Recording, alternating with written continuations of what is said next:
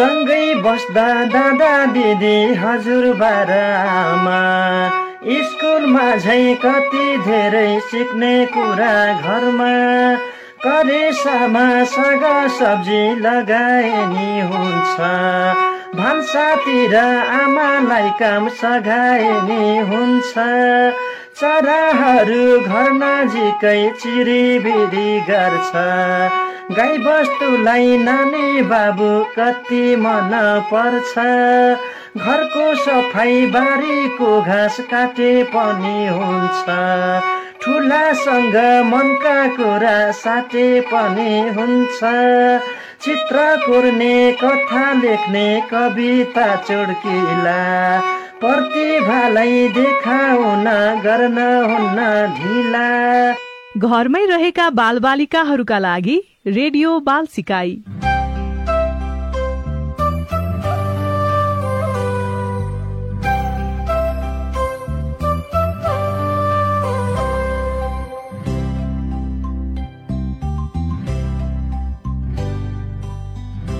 Para भाइ बहिनीहरू नमस्कार, सन्चै हुनुहुन्छ?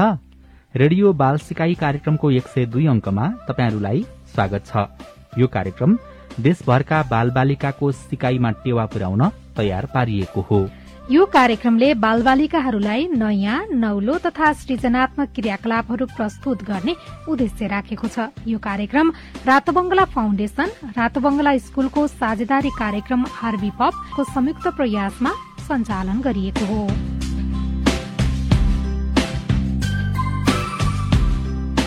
आजको हाम्रो पहिलो तथ्य वातावरण दिवसको बारेमा। हामी बस्ने वातावरणलाई बचाउन र यसको संरक्षणका लागि जनचेतना फैलाउन विश्वले जुन 5 तारिकका दिन वातावरण दिवस मनाउने गर्छ। यो संयुक्त राष्ट्रसंघद्वारा सञ्चालित संसारमा सबैभन्दा ठूलो वार्षिक घटनाहरूमध्ये एक हो। यस दिवसलाई संयुक्त राष्ट्रसंघले विश्वव्यापी चेतना जगाउन र वातावरण सुधारका लागि कार्य गर्न मनाउँछ। प्रत्येक वर्ष यस कार्यक्रमको आयोजना गर्न र दिगो विकासका लक्ष्यहरूमा छलफल गर्न चौतारी उपलब्ध गराउन एउटा देशलाई उत्तरदायित्व दिइन्छ। यो वर्ष विश्व वातावरण दिवस 2021 आयोजना गर्न दक्षिण एसियाली देश पाकिस्तानलाई जिम्मा दिइएको छ। यो दिन विश्वभरि लाखौं मानिस र संगठनले आफ्ना अनुभव, चुनौती र समाधानहरू साटासाट गरेर मनाउँछन्। प्रकृतिसँग राम्रो सम्बन्ध राख्न, विश्वव्यापी चेतना र वातावरण संरक्षणका लागि ध्यान केन्द्रित गर्न यस वर्षको विषयवस्तु अर्थात थीम पारिस्थितिक प्रणाली पुनर्स्थापना, इकोसिस्टम रेस्टोरेशन हो। नेपालले देशभरि विभिन्न कार्यक्रमहरू आयोजना गरेर यो दिन मनाउँछ। यद्यपि यो वर्ष कोभिड-19 को महामारीले गर्दा देशव्यापी बन्दाबन्दीका कारण कुनै कार्यक्रम आयोजित गरिएको छैन। तर केही संगठन र विद्यालयहरूले वातावरण बचाउनको लागि आफ्नै कार्यक्रमहरू गर्दैछन्। विकासको नामले अत्यधिक मूल्यवान वनहरू सड़क निर्माणका लागि पहिले नै ध्वस्त भइसकेका छन्। धेरै रूखहरू काट्नाले जैविक विविधतामा ठूलो असर पर्छ भनेर वातावरणविदहरूको चिन्ता छ। व्यक्तिहरूको अतिक्रमण र लापरवाहीले त्यहाँ बस्ने जंगली जनावर तथा चराचुरुङ्गीहरूलाई निकै कष्ट हुन्छ। हाल विश्व महामारीसँग लडिरहेको छ र बन्दाबन्दी छ। यसबाट वातावरणलाई थोरै भए पनि फाइदा भएको देखिन्छ। प्रकृति आफ्ना खाली ठाउँहरू पुनः प्राप्त गर्न व्यस्त देखिन्छ। मानव गतिविधिहरूको कमीले प्रकृतिले सास फेर्न र आफूलाई पनि अलि सफा पार्न पाएको छ। हामीले सास फेर्ने हावा, पिउने पानी, सूर्यको किरण, दिनहुँ खाने खाना सबै प्रकृति र वातावरणका उपहार हुन्। हामीले प्रकृतिलाई सम्मान र माया गर्नुपर्छ। हाम्रो लिने मात्र बानी छ, दिने बानी छैन।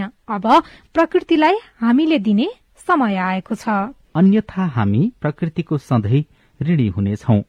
केही विद्यालयहरूले बालबालिकालाई वातावरण र आमा प्रकृतिबारे सचेत गराउन वातावरण सप्ताह मनाउँछन्। यो एक दिन वा हप्तामा सीमित नभएर सधैँ चलिरहने हुनुपर्छ। हामीले सधैँ सफाई अभियान, आफ्नो वातावरण र प्रकृतिलाई माया र हेरचाह, जंगलको संरक्षण, वृक्षारोपणलाई निरन्तरता दिनुपर्छ।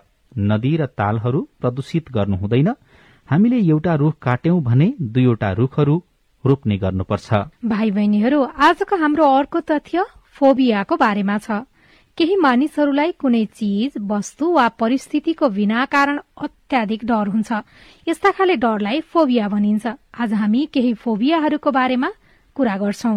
उचाइको डरलाई आक्रोफोबिया भनिन्छ। एक्लो होला भनी डराउनुलाई अटोफोबिया भनिन्छ। अनि किताबसँगको डरलाई बिब्लियोफोबिया भनिन्छ। ऐनासँगको डरलाई कटाप्ट्रोफोबिया भनिन्छ। पानीसँगको डरलाई हाइड्रोफोबिया भनिन्छ भने किरासँगको डरलाई इन्सेक्टोफोबिया भनिन्छ। अँध्यारोसँगको डरलाई नेक्टोफोबिया भनिन्छ। अनि बच्चाहरूसँगको डरलाई पेडोफोबिया भनिन्छ। त्यस्तै आगोसँगको डरलाई पाइरोफोबिया भनिन्छ। कीटाणुसँगको डरलाई भर्मिनोफोबिया भनिन्छ भने जनावरसँगको डरलाई जुफोबिया भनिन्छ।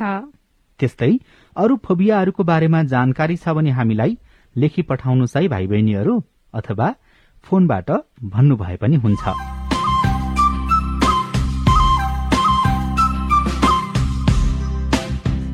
भाइ बहिनीहरू, आज हामी अस्कर वाइल्डद्वारा लिखित कथा द ह्याप्पी प्रिन्सको नेपाली अनुवाद सुखी राजकुमारको पहिलो भाग सुनाउँदैछौ।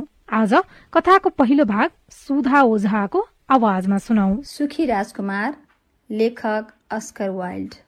शहरको एउटा निकै अग्लो स्तम्भमा सुखी राजकुमारको शालिग खडा थियो। त्यस शालिगको शरीरभरि नम्बरी सुनको पत्रहरूको मुलम्माल चढाइएको थियो र आँखामा 2वटा चहकिला नीलमणि जडिएका थिए। तरबारको बिडमा ठूलो रुबी चमचम चम्किरहन्थ्यो। सबैजना त्यस शालिगको औधी तारिफ गर्ने गर्थे। ऊ मन्दिरको गजुर जत्तिकै सुन्दर छ। कलात्मक रुचि भएको मानिस भनेर चिनिन रुचाउने नगरपालिकाको एकजना सदस्यले भन्यो। ऊ अव्यावहारिक त थिएन, तैपनि मानिसहरूले आफूलाई अव्यावहारिक भन्ठान्छन् कि भन्ने डरले उसले थप्यो। तर के भने, त्यो त्यति उपयोगी चाहिँ छैन। होइन, तिमी किन सुखी राजकुमार जस्तो बन्न सक्दैनौ? सुखी राजकुमार त कुनै कुराका लागि पनि कसोस गरेर रुँदैन नि। एउटी आमाले चन्द्रमा नपाएकोमा रोइरहेको आफ्नो सानो छोरालाई भनिन्। मलाई के कुरामा खुसी छ भने यस संसारमा कोही एकजना त खुसी छ। शालिगनिर ठुलो ठुलो हेर्दै एकजना दिक्क मानेर बसिरहेको मानिस फतफतायो। ऊ त देवदूत जस्तै देखिन्छ। चहकिलो गाढा रातो रङको पछ्यौरा र सफा सेता जामा लगाएर गिर्जाघरबाट बाहिर निस्कदै गरेका परोपकार गृहका केटीहरूले भने। होइन, तिमीहरूले कसरी चाल पायो? गणित शिक्षकले सोधे। तिमीहरूले देवदूत त कहिल्यै देखेका छैनौ। हामीले सपनामा त देखेका छौ नि, केटीहरूले उत्तर दिए। गणित शिक्षक आँखी भाउ खुम्चाउँदै रिसाए जस्ता देखिए, किनभने केटाकेटीहरूले सपना देखेको उनी मन पराउँदैनथे। एक रात शहरमाथिको आकाशमा एउटा सानो गौँथली उड्यो। उसका साथीहरू 6 हप्ता अघि नै मिश्र देशमा गइसकेका थिए। तर ऊ चाहिँ यतै रहेको थियो, किनभने उसको एउटी सुन्दरी नर्कटसँग प्रेम बसेको थियो। पहेँलो रङको एउटा ठूलो पुतलीलाई नदी किनारै किनार लखेट्दै जाँदा उसको भेट त्यस नर्कटसँग वसन्त ऋतुको सुरुतिर भएको थियो। त्यस नर्कटको बारुली कमर देखेर ऊ ज्यादै मोहित भयो र ऊ त्यससँग बात मार्न भनेर त्यहीँ अडिएको थियो। मलाई तिमीसित माया गाँस्न मन लाग्यो, हुन्छ? गौँथलीले तत्कालै सोधिहाल्यो। उसका कुरा सुनेर नर्कटले शिर निहुराउँदै उसलाई अभिवादन गरी। त्यसपछि गौँथली पखेटाले पानी छुँदै र पानीमा चाँदीका तरङ्गहरू पैदा गर्दै नर्कट वरिपरि चक्कर मार्दै उड्यो। उसको माया प्रीतिका क्रम गर्मीयामभरि नै चलिरह्यो। यो नचाहिँदो काम हो, अरू गौँथलीहरूले चिरबिराउँदै भने। त्यस नर्कटसँग सम्पत्ति छैन अनि त्यसका नातेदारहरूको बगालै छ। नभन्दै नदी किनार नर्कटहरूको झ्याङले भरिभराउ थियो। पछि शरद ऋतु आएपछि अरू सबै गौँथली उडेर अन्तै गए। आफ्ना साथीहरू उडेर गएपछि उसलाई न्यास्रो लाग्यो अनि उसलाई आफ्नी प्रेमिकासँग पनि वाक्क लाग्न थाल्यो। खै, यो त बोल्दै बोल्दिन, उसले भन्यो। यो नखर माउली पो हो कि? सधैँ हावासँग नखरा पारिरहन्छे। साँच्चै नै हावा चल्दा सधैँ नर्कट शानदार ढङ्गले झुल्ने गर्थी। हो, यो घराइसे खालकी छे भन्ने म मान्छु, ऊ भन्दै गयो। तर मलाई भने घुम्न मनपर्छ अनि मेरी स्वास्नीलाई पनि त घुम्न मन पर्नु पर्यो नि। तिमी मसँग घुम्न जान्छौ? आखिरमा उसले नर्कटलाई सोध्यो। नर्कटले नाइ भन्ने ढङ्गले मुन्टो हल्लाए। उसलाई आफ्नो वासस्थान नै प्यारो थियो। तिमीले बेर्तै मेरो समय बर्बाद गर्यौ, ऊ करायो। लौ म त अब पिरामिडहरूको देशतिर जान्छु, लौ म त हिँडे।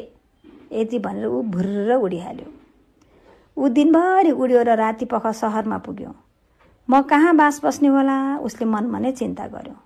सहरमा केही बन्दोबस्त त पक्कै होला। त्यसपछि उसले अग्लो स्तम्भमाथि उभिएको राजकुमारको शालिग देख्यो। म त्यहीँ बस्छु उसले भन्यो। त्यो ताजा हावा पनि आउने काइदाको ठाउँ जस्तो छ। अनि ऊ सुखी राजकुमारका गोडाबीच गएर थपक्क बस्यो। सुनको ओछ्यान पाइयो। यसो वरिपरि हेर्दै उसले मधुरो स्वरमा आफैसित भन्यो र सुत्ने सुरसारमा लाग्यो। तर उसले आफ्नो टाउको पखेटा मुनि लुकाउन लागेको मात्र के थियो, पानीको ठुलो थोपो उसको जिउमा तपक्क खस्यो। कस्तो अचम्मको कुरा! ऊ चिच्यायो। आकाशमा एक टुक्रा बादल छैन, ताराहरू छर्लङ्ग र चहकिला छन्, तैपनि पानी परेको छ। उत्तरी युरोपको हावापानी साँच्चै नै अचम्मको हुँदो रहेछ। स्वार्थी भएकी हुँदा नरकटलाई पानी परेको मन पर्थ्यो। त्यसपछि पानीको अर्को थोपो फेरि तपक्क खस्यो। पानी छेल्न नसक्ने यस्तो शालिगको के काम, उसले भन्यो। अब त मैले चिम्नीको खोपो नखोजी भएन। उसले त्यहाँबाट उडेर अन्त्य जाने निश्चय गर्यो। तर उड्नलाई पखेटा फिजाउनुभन्दा पहिले नै पानीको तेस्रो थोपो तप्लक्क खस्यो र उसले मास्तिर हेर्यो। तब उसले राजकुमारलाई धेरै दुखी देख्यो।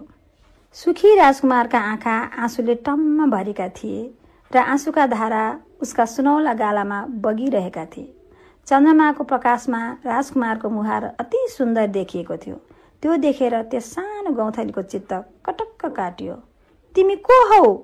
गौँथलीले सोध्यो। म सुखी राजकुमार हुँ। उसो भए तिमी किन रोएका त? गौँथलीले सोध्यो।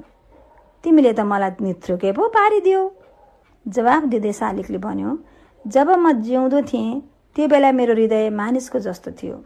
आँसु भनेको के हो मलाई थाहा थिएन, किनभने म दरबारमा बस्थेँ जहाँ दुःख पस्नै पाउँदैन थियो। दिउँसो म साथीहरूसँग बगैँचामा खेल्थेँ अनि साँझमा म ठुलो बैठक कोठामा नाचको अगुवाई गर्थेँ। बगैँचा वरिपरि अग्लो पर्खाल थियो, तर पर्खाल बाहिर के छ भनेर सोध्ने झन्झट मैले कहिल्यै गरिनँ। मेरा वरिपरिका सबै चिज ज्यादै सुन्दर थिए। मेरा भाइ बारदारहरू मलाई सुखी राजकुमार भन्ने गर्थे र मोज मजा गर्नु नै सुख हो भने म पनि साँच्चै नै सुखी थिएँ। म जसरी बाँचेँ त्यसरी नै मरेँ। मरेपछि मानिसहरूले मलाई यहाँ यति अग्लो ठाउँमा राखिदिएका छन्। यहाँबाट म मेरो सहरको सम्पूर्ण कुरूपता र सबै किसिमका दुःख व्यथा देख्न सक्छु। त्यसैले मेरो हृदय सिसाको भए पनि म नरोइकन बस्नै सक्दिनँ। ओहो, यो त सबै सुनको होइन पो रहेछ, गौँथलीले मनमा नै भन्यो।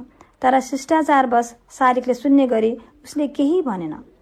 यहाँबाट धेरै पर सानो गल्लीमा एउटा सानो घर छ। मसिनो र सङ्गीतमय स्वरमा शालिगले फेरि भन्यो, त्यस घरको एउटा झ्याल खुला छ। म त्यस झ्यालबाट टेबल निरै बसेकी एउटी आइमाईलाई देख्न सक्छु। उसको अनुहार दुब्लो र थकित देखिन्छ। उसका हात खस्रा र राता छन्। उसका हात सियोले घोचेर छिया छिया परेका छन्। त्यो आइमाई लुगा सुने काम गर्छे। ऊ रानीकी सबभन्दा सुन्दरी सुसारे दरबारको नाचमा लगाउने साटनको फरियामा फुलका बुट्टा भर्दैछ। कोठाको कुनाको ओछ्यानमा उसको सानो छोरो बिरामी भएर पल्टिरहेको छ। उसलाई ज्वरो आएको छ र ऊ सुन्तला मागिरहेको छ। नदीको पानी बाहेक उसकी आमासँग उसलाई दिने चिज केही छैन, त्यसकारण ऊ रोइरहेको छ। गौँथली, ए सानो गौँथली, तिमी मेरो तरबारको भिडमा जडिएको रुबी झिकेर उसलाई लगिदिन्छौ? मेरा खुट्टा त यस ठाउँमा जकडिएका छन् र म हलचल गर्न सक्दिनँ। मिश्र देशमा मेरा आफन्तहरू मलाई पर्खिरहेका छन्, गौँथलीले भन्यो। मेरा साथी सङ्गीहरू नाइल नदीमाथि उड्दै ठुल्ठुला कमलका फूलहरूसँग कुरा गरिरहेका होलान्। छिट्टै नै उनीहरू त्यहाँबाट महान राजाको चिहान भएको पिरामिडमा सुत्न जानेछन्। एउटा ठुलो रङ्गाइएको शव बाकसमा ती राजाको शव राखेको छ। पहेँलो कपडाले बेरेर राखेको उनको शरीर नसरोस् भनेर त्यसमा बास्नादार मसलाहरूको लेप लगाइएको छ। उनको घाँटीमा हलुका हरियो जेड पत्थरको माला छ अनि उनका हात चाहिँ ओइलाएका पातहरू जस्तै छन्। गौँथली, गौँथली, ए सानो गौँथली, राजकुमारले भन्यो, तिमी एक रात मसँग बसेर मेरो समचारे भइदिन्छौ कि?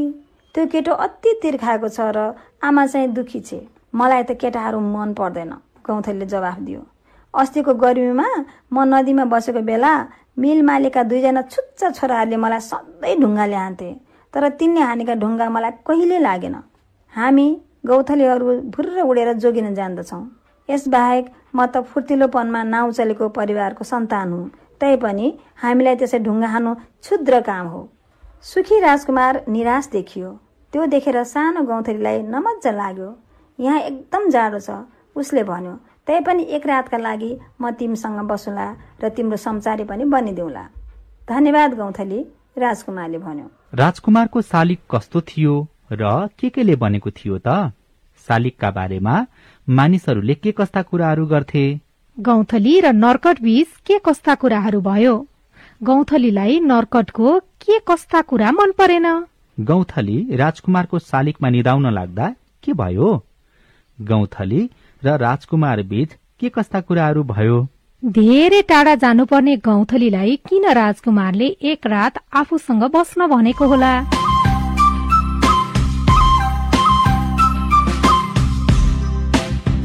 भाइ बहिनीहरू, के तपाईहरूले ह्यारी पोटरको कथा सुन्नु वा पढ्नु भएको छ?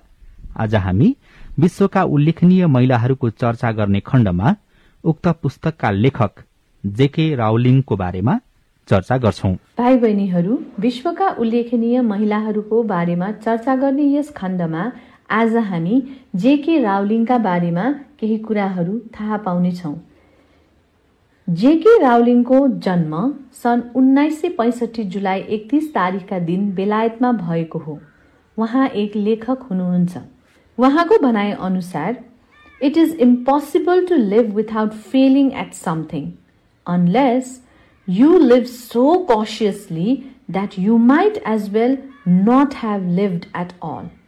अर्थात् कुनै एक चीजमा असफल नभई बाँच्न सकिँदैन। यदि यस्तो भयो भने तपाईले आफ्नो जीवन यति सचेत भएर बिताउनु भयो कि तपाईले आफ्नो जीवन बाँच्नु नै भएन। At 6, Joanne wrote a short story about a rabbit and titled it Rabbit. At 11, she wrote a novel about 7 cursed diamonds. She came from a poor family and her parents hoped she would pursue a solid career in law or economics. But she decided to study literature. One day, she found herself completely broke.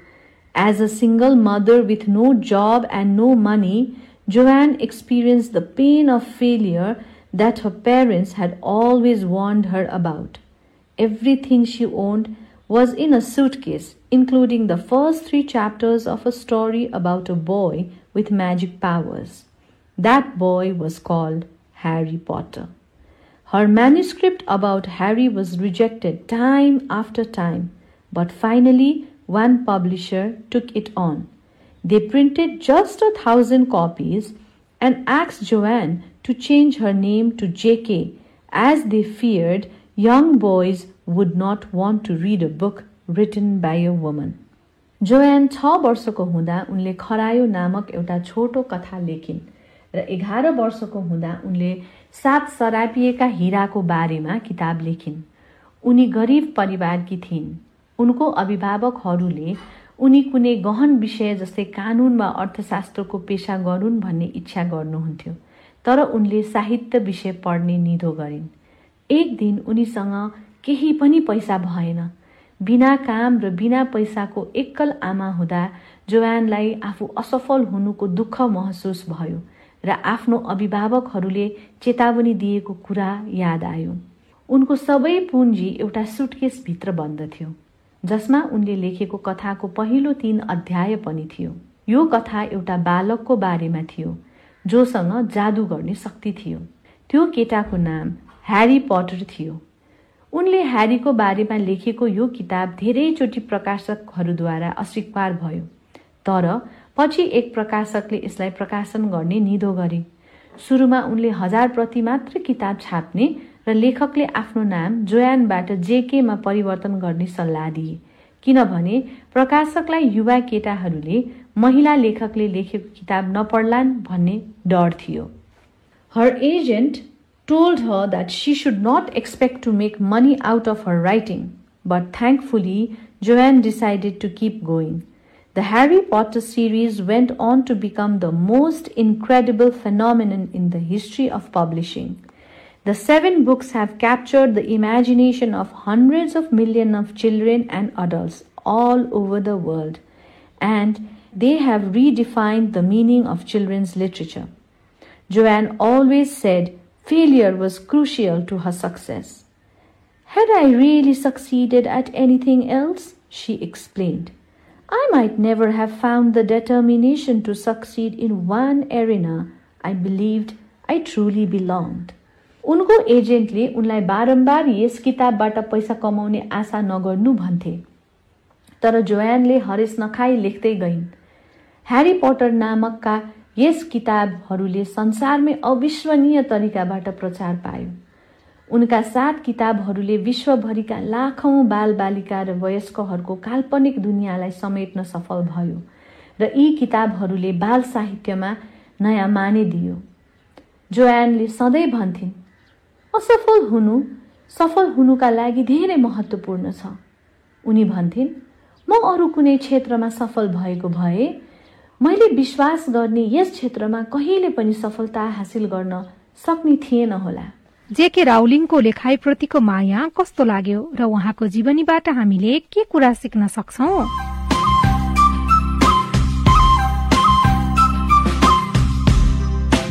भाइ बहिनीहरू, आज हामी शरीरमा पानीको महत्त्वको बारेमा जानकारी दिँदैछौं। भाइ बहिनीहरू, हामीलाई पानी किन र कति मात्रामा चाहिन्छ भनेर हामीले हाम्रो अगाडिको एक कार्यक्रममा छलफल गरेका थियौं नि है। तपाईहरुलाई याद छ? हाम्रो शरीरको 60% भाग र मस्तिष्कको 73% भाग पानीले बनेको हुने हुनाले हामीलाई पानी नभई हुँदैन। हाम्रो शरीरमा पानीको मात्रा सधैँ नै सही हुनुपर्दछ। तपाईहरुलाई थाहै छ, अहिलेको वर्षाको समयमा विभिन्न किसिमका सरुवा रोगहरू लाग्ने सम्भावना धेरै हुन्छ। झाडा पखाला, हैजा आदि। एक दिनमा 3 वा यो भन्दा बढी पानी जस्तो पातलो दिशा हुनुलाई नै झाडा पखाला भएको भनिन्छ। झाडा पखाला लागेमा हाम्रो शरीरबाट धेरै मात्रामा पानी खेर जान्छ। यस्ता रोगबाट हुने गम्भीर खतरा भनेको शरीरमा पानीको कमी अर्थात् निर्जलीकरण वा डिहाइड्रेसन हो। पखाला लाग्दा पानी र सोडियम, पोटासियम जस्ता महत्त्वपूर्ण नुनिला तत्त्व शरीरबाट बाहिर निस्कन्छन्। पानी जस्तो पखाला, पसिना, बान्ता, पिसाब र श्वास प्रश्वासको माध्यमले तिनीहरू सोडियम, पोटासियम बाहिर निस्कन्छन्। शरीरबाट खेर जाने यस्ता कुराहरूको पुनः भरपाई नगरिए पानीको कमी भएर बिरामीको मृत्यु समेत हुन सक्छ। शरीरमा पोटासियम लगायतका इलेक्ट्रोलाइटको कमीले मुटुको धड्कनमा असर गर्ने, शरीरको मांसपेशी वा अझ त्यसमा पनि खुट्टा बाउडिने, त्यति मात्र नभई नसा, स्नायु प्रणाली र श्वास प्रश्वासमा समेत असर गर्दछ। शरीरमा पानीको कमीले हार्ट अट्याक हुन पनि सक्छ। शरीरका कुनै एक अङ्गले काम नगर्न पनि सक्छ। तपाईहरुलाई थाहा छ, जीवन रक्षक घोल भनिने ओरल रिहाइड्रेसन साल्ट ORS अर्थात् नुन चिनीको मिश्रण झाडा पखाला र हैजाको उपचारका लागि अमृत जल हो। यो मिश्रणलाई हाम्रो बोलीचालीको भाषामा जीवन जल पनि भनिन्छ। हामीले ORS किन्न नपाएको खण्डमा घरमै पनि बनाउन सक्छौं नि। यसका लागि 6 चिया चम्चा चिनी अनि आधा चिया चम्चा नुन लिने र 1 लिटर अर्थात् 5 सिसा गिलास सफा खाने पानी वा उमालेर सेलाएको पानीमा मिसाउने। यो झोल बनाउने भाँडा र बिरामीलाई खाना दिने गिलास पनि सफा हुनुपर्छ है। सम्झनुहोस् है, यसरी बनाएको घोल बिरामीलाई हरेक 5-5 मिनटको फरकमा अलिअलि गरेर खुवाउनु पर्छ। बिरामीले खान सक्ने भएपछि अलि धेरै खुवाउन सक्नुहुन्छ। बिरामीको पिसाब फेर्ने प्रक्रिया पहिलेको जस्तो सामान्य नभएसम्म खुवाइरहनुपर्छ है। याद गर्नुहोस् है, यसरी बनाएको मिश्रण 24 घण्टा भन्दा बढी भने राख्नु हुँदैन नि। यति गरेपछि पनि बिरामीलाई आराम भएन भने जति सक्दो चाँडो अस्पताल पुर्याउनुपर्छ। हामीले पखाला लागेर शिथिल भएर डिहाइड्रेसन हुन्जेलसम्म कुर्नु भने हुँदैन। 1-2 पल्ट पखाला लागेपछि नै जीवनजललाई चलाइहाल्नुपर्छ। बिरामीले राम्रोसँग पिउन सक्छ र पखाला निको हुने बित्तिकै उसलाई फुर्ती पनि आउँछ, किनभने उसलाई डिहाइड्रेसन हुनै पाउँदैन। त्यसैले जहिले पनि पानी पनि उचित मात्रामा पिउनु पर्छ र पखाला लाग्ने बित्तिकै जीवन जलको प्रयोग गरिहाल्नुपर्छ। आशा छ भाइ बहिनीहरूले आफ्नो शरीरमा पानीको मात्राबाट बच्ने उपाय अपनाउनुहुन्छ।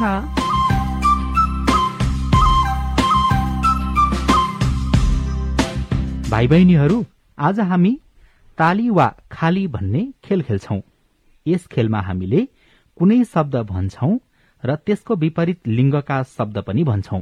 या भनौं पहिलो शब्द पुलिङ्ग भए अर्को शब्द स्त्रीलिङ्ग भन्छौं। हामीले भनेका शब्दका पुलिङ्ग र स्त्रीलिङ्ग मिलेमा ताली पड्काउनुपर्छ र गलत भएमा केही पनि गर्नु पर्दैन। एउटा उदाहरण सुनौ।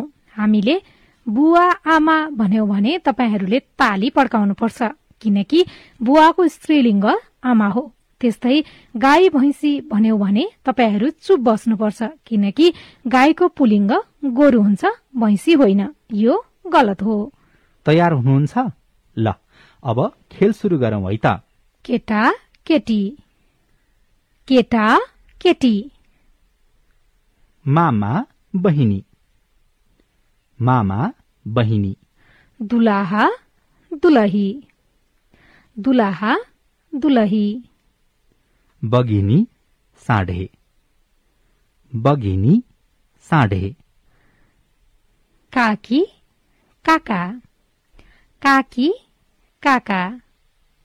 फुपाजु माइजू, फुपाजु माइजू। बुहारी भाइ, बुहारी भाइ। पोथी भाले, पोथी भाले। ढोई हात्ती मत्ता हात्ती, ढोई हात्ती मत्ता हात्ती। छोरा बुहारी, छोरा बुहारी। गायक लेखिका, गायक लेखिका। भाइ बहिनीहरूलाई खेल कस्तो लाग्यो? तपाईहरूले अन्य पुलिङ्ग र स्त्रीलिङ्गका शब्दहरू पनि पत्ता लगाउनुहोस् है। साथै यसरी नै आफ्ना परिवारसँग ताली वा खाली खेल खेल्नुहोस् र खेल्दै गरेको फोटो वा भिडियोहरू हामीलाई पठाउनुहोला।